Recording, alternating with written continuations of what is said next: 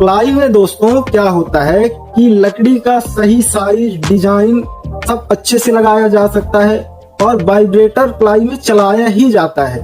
तो वाइब्रेटर चलाने के लिए ही प्लाई का आविष्कार ही किया गया है कि ताकि प्लाई लगा के हम वाइब्रेटर चला के प्रॉपर छत का स्लैब वगैरह जो है तो ढलान वगैरह सही से दे सकें। लकड़ी में क्या होता है कि अगर वाइब्रेटर चला दिए तो पानी पूरा नीचे बैठ गया, बह गया, फिर ऊपर से जब हम लेवल मिलाते हैं तो गिट्टी सूख जाती है, तो लेवल मिलाने में दिक्कत होती है। और वहीं प्लाई में क्या होता है कि वाइब्रेटर चलाने के बाद भी पूरा पानी नीचे नहीं बह पाता है, नहीं बहता है और गिट्टी गीली रहती है कुछ देर तक, तो हम उसे बराबर कर सकते हैं। तो ये प्लाई का फायदा नंबर 1 हो गया। और दूसरा फायदा ये होता है दोस्तों कि इसमें सेलिंग की छपाई, नीचे से जो छपाई हम करते हैं वो छपाई नहीं करनी पड़ती और हमें छपाई का पैसा बचता है, तो ये भी एक दूसरा प्रॉफिट है।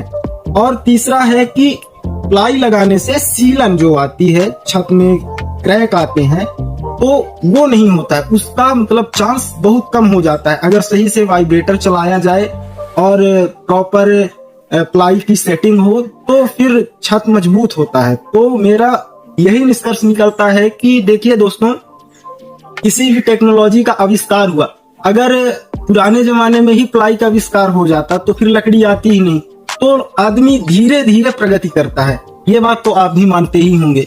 तो धीरे धीरे प्रगति का यही मतलब है कि जब टेक्नोलॉजी नहीं थी तो लकड़ी लगाई जाती थी, लेकिन अब जब टेक्नोलॉजी आ गई है तो प्लाई लगाई जाती है घर को ज्यादा मजबूत करने के लिए।